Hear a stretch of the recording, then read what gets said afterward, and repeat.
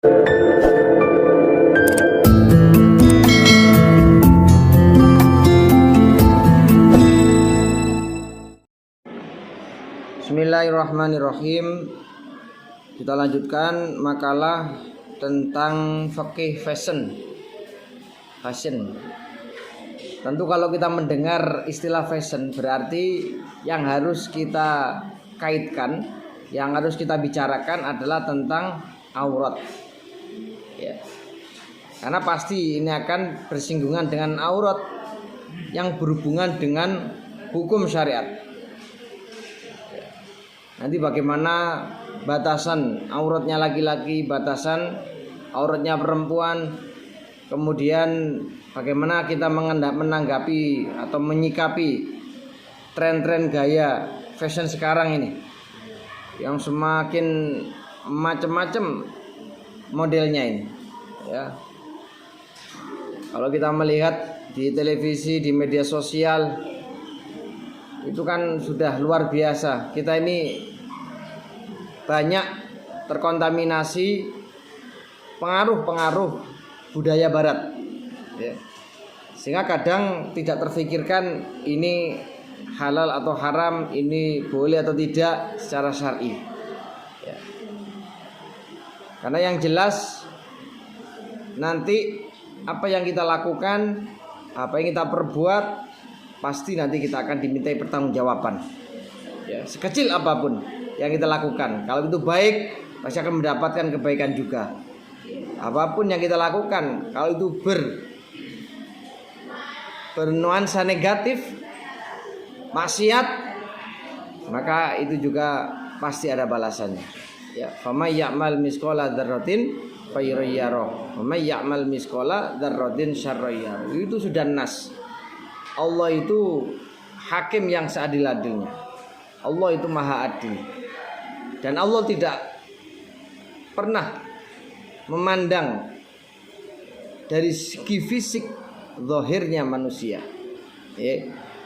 Bukan casingnya, bukan kayanya, bukan gagahnya, ya, tetapi ketakwaannya yang menjadikan ukuran barometer manusia mendapatkan derajat di hadapan Allah Subhanahu wa taala. Nah, nanti setelah kita bahas tentang batasan-batasan aurat, batasan fashion yang boleh secara syariat, maka nanti kita juga akan membahas tentang pengembangan kasus, ya. Karena kadang-kadang yang menjadikan kita bingung, yang menjadikan kita ini merasa muskil, ada beberapa putra kiai, ya, ada beberapa gus, ada beberapa ning yang justru kelihatannya secara syar'i itu tidak benar, ya. Nah, ini apakah memang betul-betul hukumnya itu sepakat ulama haram, apa memang masih terjadi khilafiyah, sehingga kita tidak boleh mengatakan secara mutlak bahwa perempuan yang tidak menutup aurat khususnya rambutnya maka hukumnya haram dengan dasar kesepakatan ulama, ya. Sering kita lihat, ya, putranya yai, ya, kadang nggak pakai kudung, putranya gus nggak pakai kudung itu. Kalau kita lihat, ya, pernikahan zaman dahulu yang dialami oleh para kiai, yang dialami oleh para habaib gus itu kadang-kadang apa ya, simpel sekali, sederhana sekali. Ya nggak terlalu syar'i, ya nggak terlalu vulgar itu. Kalau kita lihatlah pernikahan tempo dulu itu seakan-akan kerudung mereka itu cuma ditempelkan saja. Zaman dahulu itu.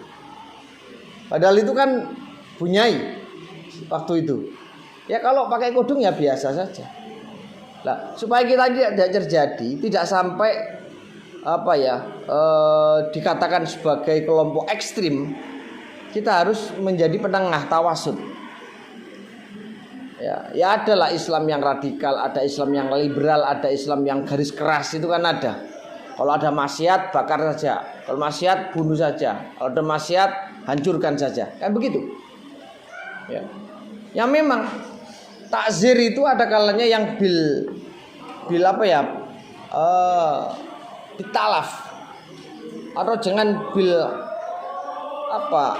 Harkun. Harkun itu apa? Membakar, merusak. Ya. Seperti Imam Taqiyuddin itu. Mungkin itu yang dipakai oleh pondok-pondok sekarang ini. Tapi itu perlu diteliti status pendapatnya ini lemah, fasid, atau boleh, atau muktamad. Sering kita lihat toh.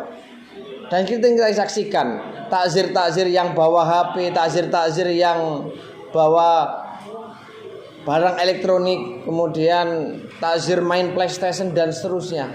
Terutama takzir yang pakai HP. Itu semua dikumpulkan, ya dikarak, dibakar masar, dibakar bareng-bareng. Nah, ini kalau imam-imam yang lain, pendapat yang lain tidak setuju karena di situ ada unsur tadyi'ul mal, menyanyiakan harta. Yang salah bukan HP-nya, yang salah itu orangnya. Maka yang perlu didandani bukan HP-nya, tapi ya orangnya. Makanya mayoritas ulama baik Syafi'iyah ataupun yang lainnya itu sebenarnya tidak setuju kalau mentakzir dengan cara dibakar, mentakzir dengan cara merusak, itu tidak setuju.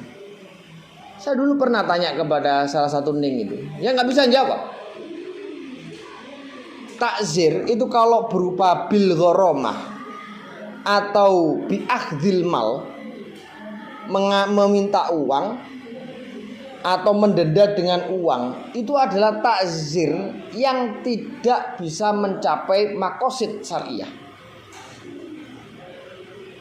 Apa maksud syariah itu? Tujuan yang benar. Yang namanya takzir itu adalah menjerahkan, bahasa kasarnya ngapokno, gitu. Kalau mereka didenda uang, tentu orang-orang yang punya ekonomi, punya kekayaan yang lebih, tentu mereka tidak terlalu berat untuk memberi uang segitu, ya kan? Tapi kalau orang-orang yang di bawah standar kemiskinan, waduh, itu berat sekali. Berarti takzir ini belum mencapai maqasid syariah secara menyeluruh. Buktinya orang-orang yang kaya, punya uang banyak, kan nggak bisa dikatakan wah berat. Alam gourmet dendol 100.000 gak apa-apa. Saulan paling mek 3 juta. Bagi orang yang punya pabrik, orang yang punya apartemen kan ringan baginya. Nah, itu harus kita lihat dari situ. Nah, kita sepakat bahwa auratur rajul ma baina surra war rubbah.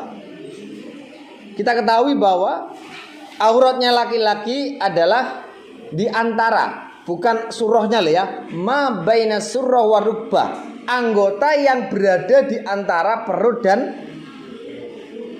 dan lutut ya. Padha wae. Wasurrah wa rubbah itu sendiri, perut dan lutut sendiri, laisa minal aurat, itu bukan aurat. Tetapi kalau nanti kita belajar kaidah fikih, ya, sesuatu yang wajib, perkara yang wajib yang tidak bisa sempurna kecuali dengan melakukan sesuatu, maka sesuatu itu wajib. Lah uriannya bagaimana? Perkara yang wajib ditutupi tidak bisa sempurna kecuali dengan menutup sebagian anggota itu, maka menutup sebagian anggota itu hukumnya juga wajib untuk ditutup. Penyempurna itu juga wajib ditutup.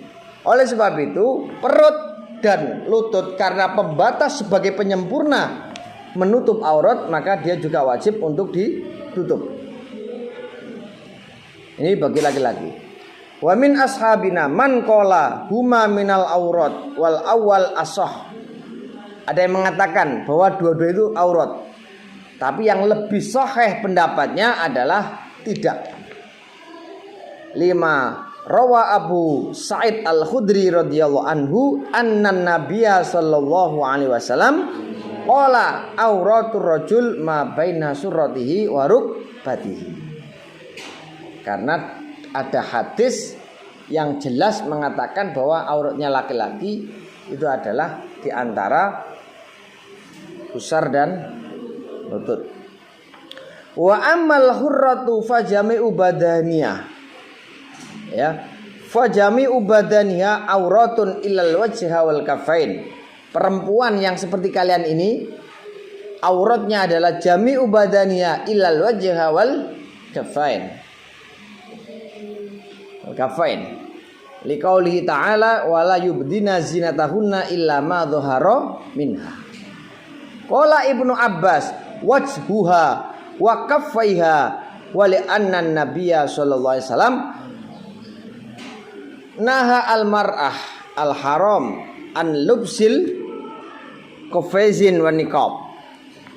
Jadi Ibnu Abbas itu mentafsiri illa ma dhahara minha baton itu adalah wajhiha wa kaffaiha.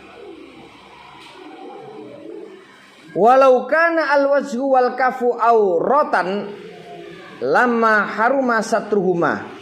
Andai kata wajah dan telapak tangan itu adalah aurat, maka tentu lama haruma satruha. Maka itu nanti haram untuk ditutup. Lima haruma satruhuma. Lama haruma satruhuma.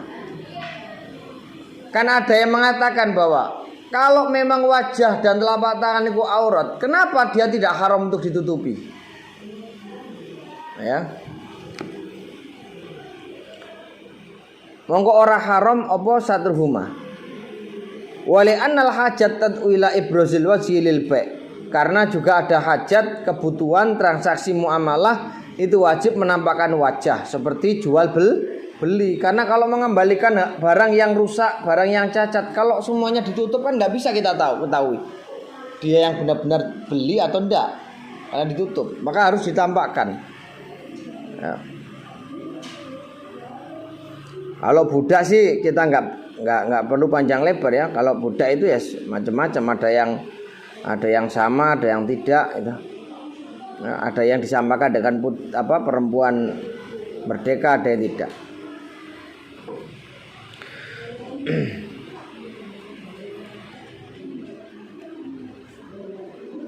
Amma hukmul mas'alah fa fi auratir rajul khamsatu aujuhin as-sahih al-mansus annaha ma baina surah war rubbah. Dalam masalah aurat laki-laki itu ada 5 wajah. Pendapat yang sahih yang jelas itu adalah ma baina surra war rubbah. Auratnya laki-laki adalah anggota yang berada di antara pusar dan lutut. Walaisat as-surrah wal karibah minal aurat. Qala asy-Syaikh Abu Hamid nasu asy-Syafi'i alayya anna auratal hur wal abdu ma baina surrah wa rubbah. Wa anna surra wa rubbah laisa auratan fil wasani annahuma auratun. Pendapat yang kedua, pusar dan lutut itu dianggap aurat. Wasalis asurrah auratun dunar rubbah. Ben ngerti sampean. Soalnya kelasnya mahasiswa harus tahu. Enggak angger asal ngomong. Ada 5 pendapat. Yang satu mengatakan bahwa ma baina surah wa rubbah, yang menjadi aurat itu adalah anggota yang berada di antara pusar dan lutut. Yang kedua, pendapat yang kedua, auratnya itu adalah pusar dan lutut beserta anggota yang berada di antara itu. Ada yang mengatakan bahwa perut itu merupakan aurat, sedangkan dengkul itu mboten aurat. Ane sampean enggak oleh ngarani, dengkulmu ketok haram, tidak bisa. Karena masih ada pendapat yang mengatakan perut itu, pusar itu adalah aurat, sedangkan ada yang mengatakan lutut itu bukan aurat. Ya. Wasalis asura aurat dunar rubbah. Warabi aksuhu. Ada yang mengatakan kebalik. Rek dengkul itu aurat, rek pusar itu ora aurat. Ya. Hakahu ar-Rafi wal khamis annal aurat hiya al-qubul wa dubur faqat. Ini yang lebih ekstrim. Sejenenge aurat ku ya mek kubul ambek dubur tok iku. Liyane kok ora aurat. Makane sampean gak oleh terus mengatakan haram wong sing renang iki lho. Lha iki lho enek sing ngatakno ngono. Piye jam? Wis jarno ae wong sing ngatakno oleh. Cuma kalian ketika mengajarkan di murid-murid, ajarkan di sekolah-sekolah formal, kemudian di seperti ini, ya itu harus yang pendapat yang sahih, pendapat yang mutabar. Ya, kalau kita melihat beberapa khilafiyat tentu pasti ada ulama mengatakan seperti itu. Itu jelas wal khamis anal aurat ya al kubul wa dubur faqat. Ya, aurat kubul dan dubur. Lanang lho le, aja mok bayangno wedok. Iki cek bahas lanang. Oh lanang gur sempakan tok karo kotangan tok yo seneng. Rezeki tok yo. Hakau ar-Rafi al-Abi Said al-Ustukhuri. Wa huwa syadzun mungkarun. Lah ini ya, ditanggapi.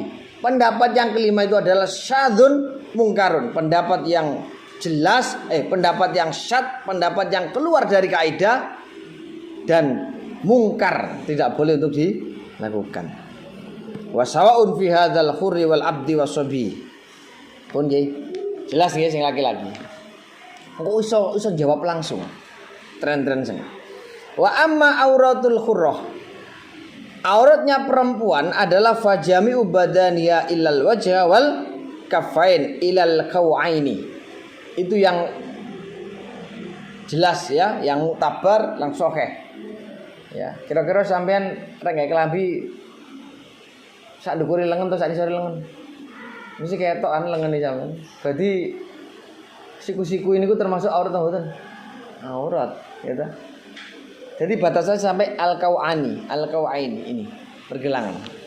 Rek selebihnya ini namanya aurat, Mbak.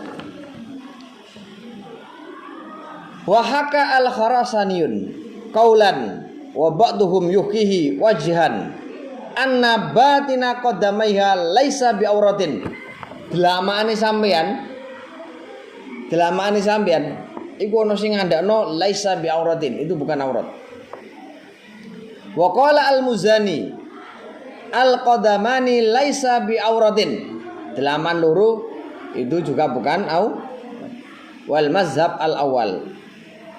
Wa ammal amat fa fiha salah satu ujuhin. Ini amat ya, enggak perlu kita bahas panjang lebar. Karena sudah tidak ada yang namanya amat sekarang.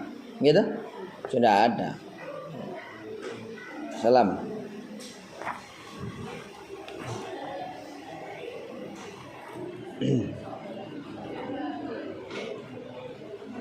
Nah, kemudian kita lanjutkan fi madzhabil ulama fil aurat qad dzakarna annal masyhur min madzhabina anna auratar rajul ma baina surrah wa rukbati. Ya. Wa kadzalika al amat. Wa qala Abu Hanifah.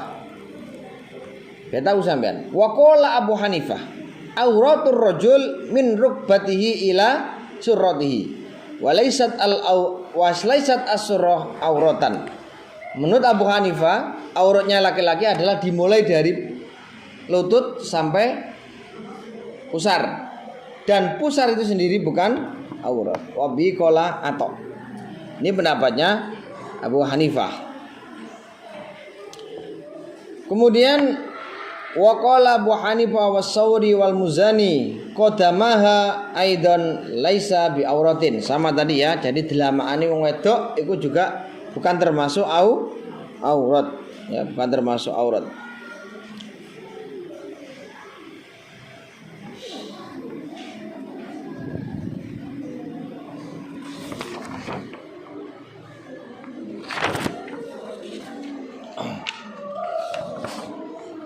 Kemudian juga disampaikan wa yajibu satrul aurat bima la yasifu launal basyarah min saubin safikin au jildin aw waraqin. Fa in satara bima yadharu minhu launul basyarah lam yajuz li anna satra la yahsul bidzalik. Lain. Orang itu kan kadang menutup badannya tetapi dalamnya masih kelihatan. Namanya transparan. Jadi syaratnya menutup aurat itu harus apa? Harus satru launil basyarah, menutup warnanya kulit. Hanya sudah tidak kelihatan lagi yang namanya kulit itu. Itu namanya satul aurat. Ya. Nah, kemudian kita tanggapi terkait pakaian yang serba street atau terlalu ketat ya. Apalagi perempuan. Kalau laki-laki nggak menjadi masalah. Kalau perempuan itu loh, kalau pakai baju ketat, pakai baju pakaian ketat, itu kan bahaya tuh. Mesti bahaya. Ya. Makanya dulu itu para sahabat itu dengar ucapannya Rasulullah, Kanjeng Nabi niki nanti dawuh, sumben ku akeh umatku, akeh wong-wong sing do dak klamben metu ning jaba. Sahabat kan kaget. Loh, apa mereka itu telanjang Rasul? Oh enggak, mereka enggak telanjang. Yaitu tetap pakai pakaian, tapi pakaiannya itu menggambarkan lakukan tubuh dari seorang perempuan. Itu dianggap kal-ariyah. Orang itu dianggap telanjang. Sama Rasul itu dianggap telanjang orang itu. Wah, apalagi sekarang di media sosial, ya Allah. Itu kalau orang sudah nggak dibentengi dengan ilmu syariat, udah bar. Ya. Makanya salah. Orang itu yang asik dengan kemaksiatan, dengan orang yang asik dengan secangkir kopi, itu nurut munggi Allah niku seneng ngoten. Mane santri-santriku senajan guyon apa lah, itu kan termasuk guyonan yang mahal, guyonan yang istimewa. Dia ku ya ora ngrasani ora apa, cuma seneng ngobrol karo ditemani kopi karo rokok tok. Ku senenge mboten karo-karuan, cerita jaman biyen-biyen gitu. Iku kan asik ben. Daripada dia seneng tapi nglakoni maksiat. Itu kan barang yang mewah itu. Itu barang mahal.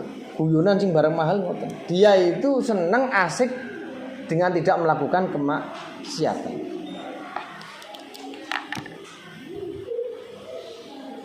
Dalam kitab Fatawi itu pernah disinggung. Ada pertanyaan, soalun ma hukmu malabisid daiqah indan nisa wa indal maharim. Bagaimana hukum menggunakan pakaian yang daiqah? Daiqah itu sempit atau ketat. Ya, bagi seorang perempuan. Kemudian jawabnya para ulama, lubsul malabis ad-daiqah allati tubayinu mafatinal mar'ah wa dabarruzu ma fihi al-fitnah muharramun. Kata ulama, pakaian-pakaian yang ketat yang dikenakan oleh perempuan itu adalah tubayinu mafatinal mar'ah. Itu adalah tempat-tempatnya fitnah. Kayak tau wong sing enek klambi ketat mesti wih bodi ini rek, kan kadang itu menjadi fitnah. Ya, delong wedok pakaian kewetak terus susune sing gede kewetok melowong, akhirnya kan seneng deh. Hasrat, syahwat dia. Itu menjadikan fitnah. Itu bisa menampakkan fitnah. Wa tabarruzu ma fi al-fitnah muharramun, dan menampakkan atau menjadikan fitnah itu hukumnya adalah haram. Li'anna Nabiyya sallallahu alaihi wasallam qala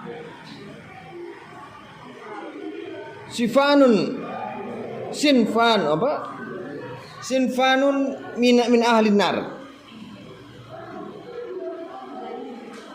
lam arahuma ba'da rijalin ma'hum siyatun kadnabil baqar yadribuna bi annas yakni dzulman wa udwanan wa nisaun kasiyatin ariyatin ma'ilatin mumilatin faqad fusira quluhu kasiyatin ariyatin bi annahunna yalbasna al-lubsa qasirah. Loh itu loh. Ini Rasulullah bilang begitu dulu.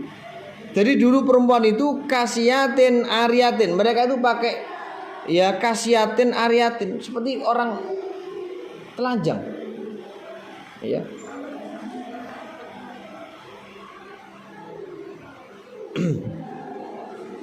Kemudian faqad fusira qauluhu, kemudian sabdanya Rasul tadi ditafsiri.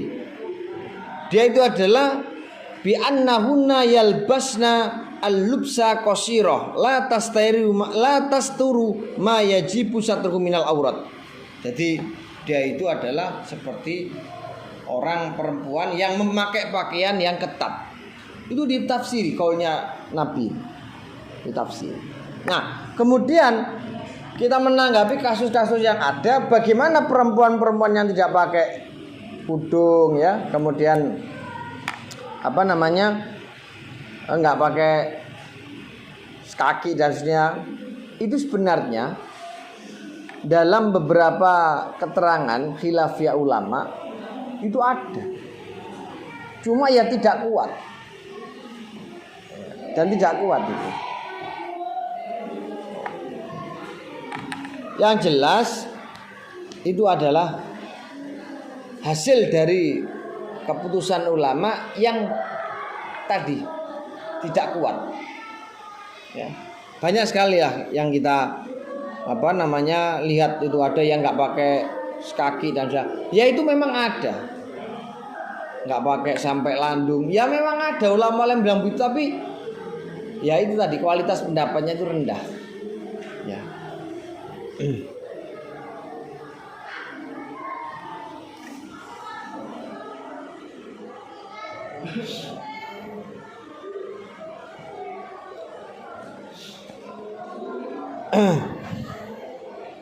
Mungkin ada yang ditanyakan lagi. Ini yang pertama adalah maksud dari pakaian yang mengandung kemaslahatan. Ya tadi, yang bisa menutup dan tidak ketat. Perempuan itu kalau pakai pakaian yang tidak ketat, itu iblis itu sulit untuk membuka pintu kemaksiatan. Tapi lek wong wedok niku kaosan, ya terus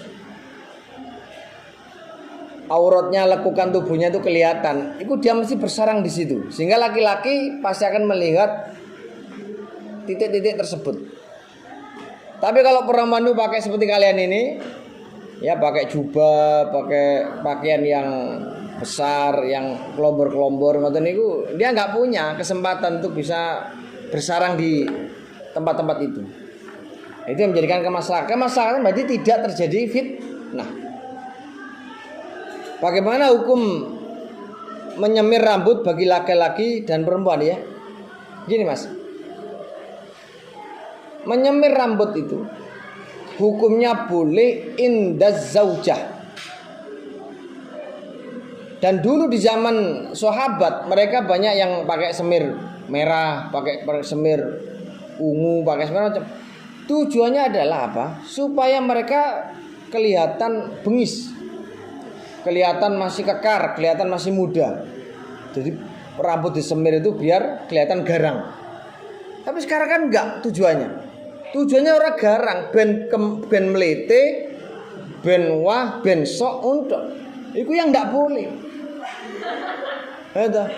Tapi lek niatmu iku ora bener, iku sing enggak oleh. Kayak ngene, enek wong lanang sing rambutnya wis putih, disemir ben ketok nang bojone iku gagah, ben ketok bojone iku jek enom. Ndak masalah. Sampai dulu pernah saya ikuti ya forum Basul Masail sejauh Madura itu. Waktu itu kebetulan di Tarbiyatun Nasyiin. Di Tarbiyatun Nasyiin. Tentang masalah rebonding. Waktu itu permasalahan ini, masail ini diangkat dan dibahas di Pondok Pesantren Lirboyo. Waktu itu banyak dari pihak-pihak luar itu tidak setuju dengan keputusan itu. Karena apa? Karena keputusan yang pertama itu mengharamkan secara mutlak rebonding. Waduh, kalau rebonding dikatakan mutlak, berapa juta nasib orang yang terlantarkan itu ketika dia punya salon seperti itu. Hanya banyak nggak terima, sehingga kasus ini diangkat lagi, naik banding di Tarbiyatun Nasyiin. Lah setelah di Tarbiyatun Nasyiin barulah terjadi khilafiyah. memang betul wa yahrumu taj'idu sya'ri alaiha, diharamkan mengkeriting rambut bagi seorang perempuan kecuali di hadapan suaminya. Kalau di hadapan suaminya udah sepakat ulama boleh. Itu lama banget perdebatan itu. Tapi finalnya tetap di situ adalah hukumnya khilaf. Rebonding itu berarti yang keriting menjadi lurus. Kalau mengkeriting yang lurus dijadikan keriting. Nah, ternyata ada ulama yang mengatakan tidak boleh, hukumnya haram. Ini hukumnya boleh dalam rangka bukan memamerkan, bukan karena sombong, bukan litaghiril khalqi, tetapi tujuannya adalah litajamul, memperindah. Kan gak melarang Allah itu kalau tujuannya memperindah, mempercantik, gitu. Yang gak boleh itu taghirul khalqi, mas, haram jelas. Taghirul khalqi itu merubah bentuk ciptaannya Allah.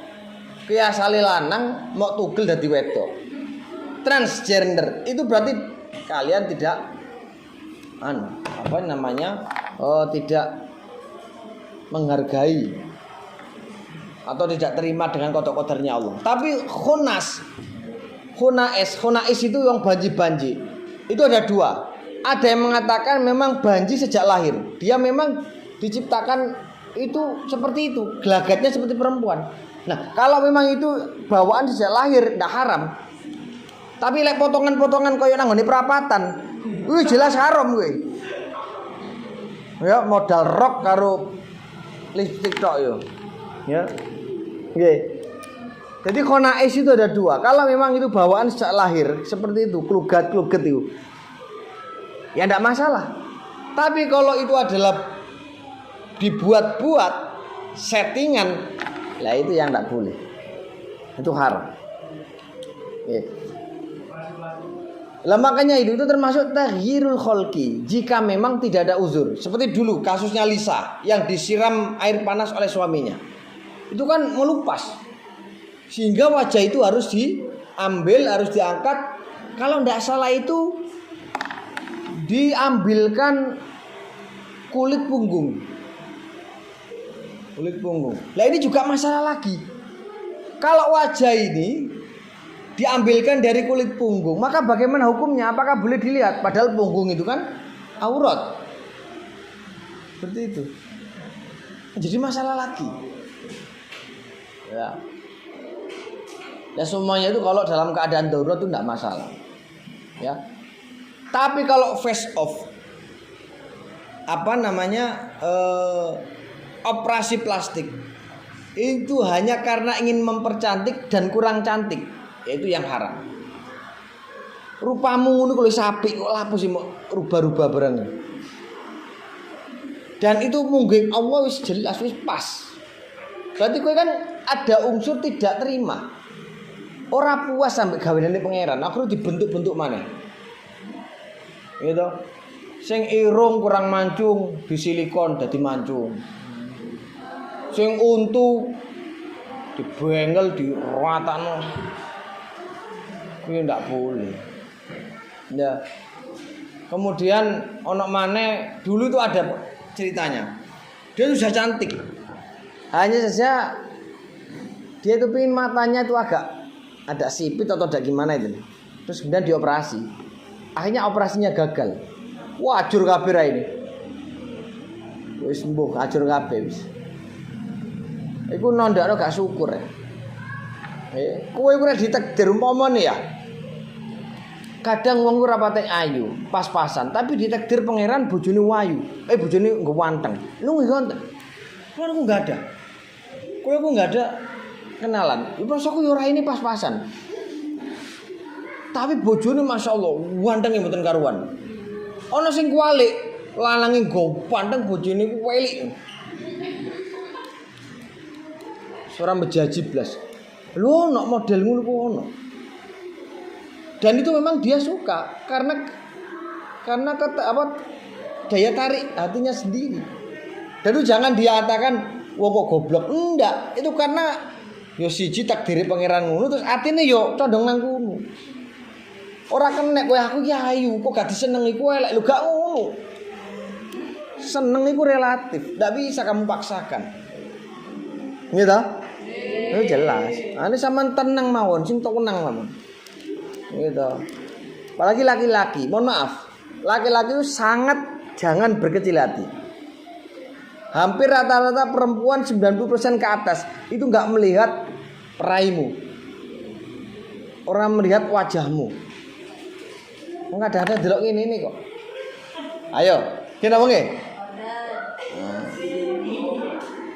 Nyun sewu, dengan keterbatasan fisik. Sama tahu nggak artis namanya Uco itu? Punya istri nggak? Nah, iya kan? Apalagi laki-laki yang punya ilmu yang luar biasa, ilmu tingkat tinggi. Oh sake wedok sing. Ya pernah dulu mungkin saya ceritakan tentang Einstein itu. Einstein itu dalam sisi fisik itu ndak ada nilainya. Dia itu jelek orang Einstein itu, ahli fisikawan. Ya, fisikawan itu loh. Nunggu kok kuasane pangeran, kuasane Allah itu wong wedok ayu pemenang Miss World itu datang melamarnya. Kan aneh toh. Dia dilamar banyak laki-laki ganteng, kaya, ndak ada yang diterima. Justru milih Einstein. Tapi Einstein itu pinter, Mas. Ora kok modele awake dhewe. Model awake dhewe ku umpamane lho ki umpamane dilamar karo Ning Wayu duwe pondok. Gitu. Mesti langsung jawabannya gak usah kakean dan nggih diterima. Tapi Einstein ini tidak seperti kita. Einstein itu ketika dilamar oleh perempuan itu dia bilang sebentar saya pikir-pikir dulu. Nah, perempuan yang sudah merasa dia itu berkecukupan, merasa dirinya itu paling cantik, itu marah. Kamu itu gimana? Sudah banyak laki-laki yang melamar saya dan kaya-kaya semuanya. Itu tidak ada yang saya terima loh. Saya lamar kok kamu tolak. Itu tahu Einstein itu. Orang ini memang cantik. Orang ini memang luar biasa. Fisiknya, kemudian kecantikannya, hartanya melimpah. Tapi satu kelemahannya, dia itu gobloknya minta ampun. Gobloknya setengah mati. Akhirnya Einstein itu bilang, kira-kira apa yang menyebabkan kamu itu punya niat, punya keyakinan, punya kemantapan nikah dengan saya? Kata perempuan ini, Einstein kamu itu kan jelek, tapi kan pinternya minta ampun. Kalau saya kan kebalikan, saya ini cantik luar biasa, gobloknya minta ampun.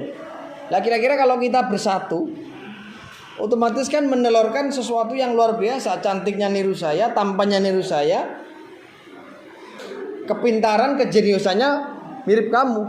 Itu dengan santainya, rileks saja. Imam Einstein bilang, ya kalau seperti itu.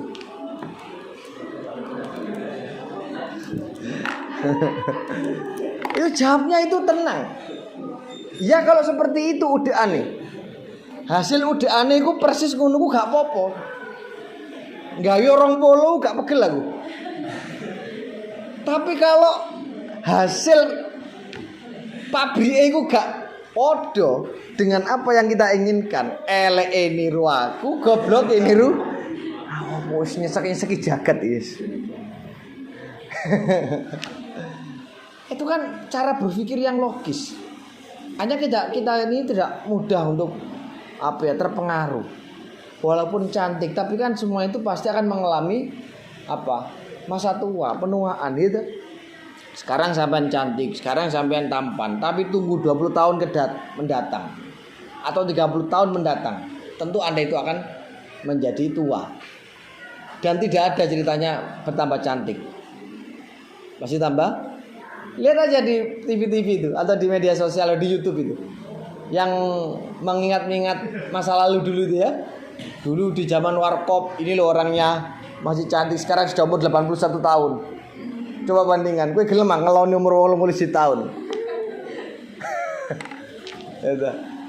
Lah itulah, kita ini Jangan sampai melihat fisiknya, melihat halnya itu. Ya. Ya.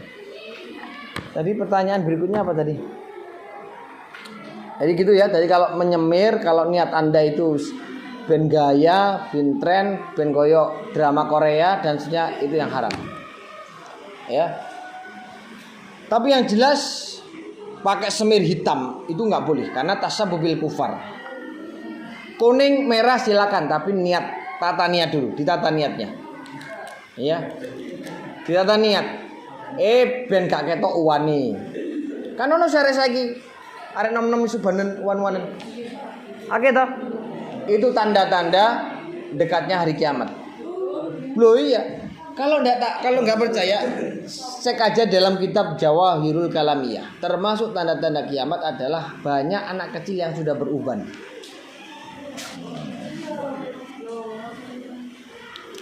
Batasan aurat bagi yang memiliki dua kelamin. Ya. Maka lihat kalau kelaminnya muskilat itu. Ya. Hanya enggak jelas itu. Kalau nanti orang itu khunsa muskil, maka tidak bisa. Kok yo iso ngono yo iso laki-laki. Karena itu dihukumi dua. Mohon maaf ya, tak kasih tahu. Khunsa muskil yang dua kelaminnya itu fungsi.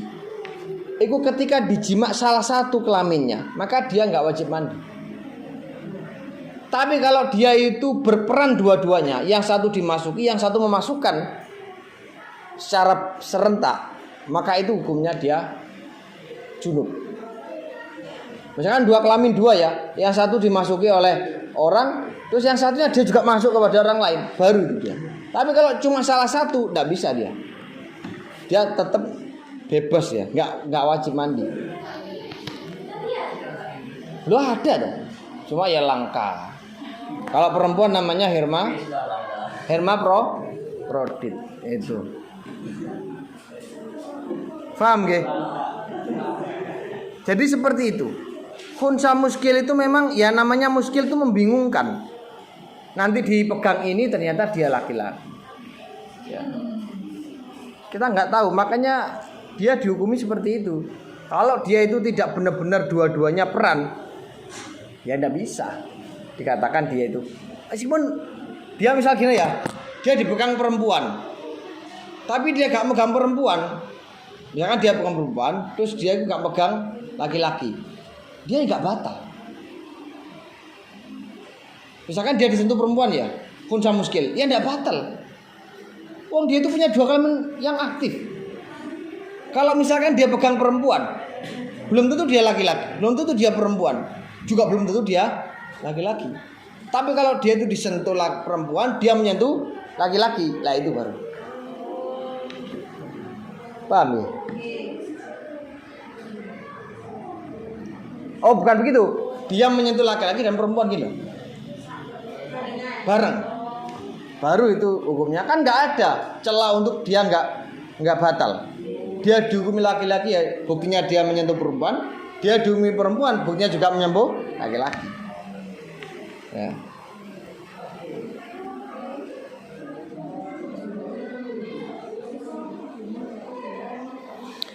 Kemudian di dalam kitab Hasyi Al-Jamal ternyata perempuan itu khunsa muskil tadi itu diarahkan seperti perempuan auratnya.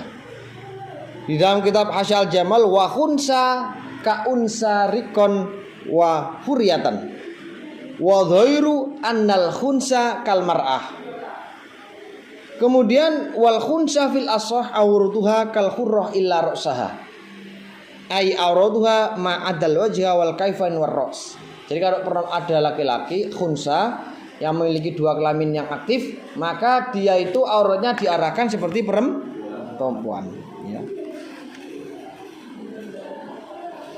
Bagaimana hukumnya operasi plastik tadi ya? Operasi plastik kalau tidak ada hajat, tidak ada sesuatu yang darurat, tidak ada hal yang mendesak, maka hukumnya adalah haram. Hukumnya adalah haram.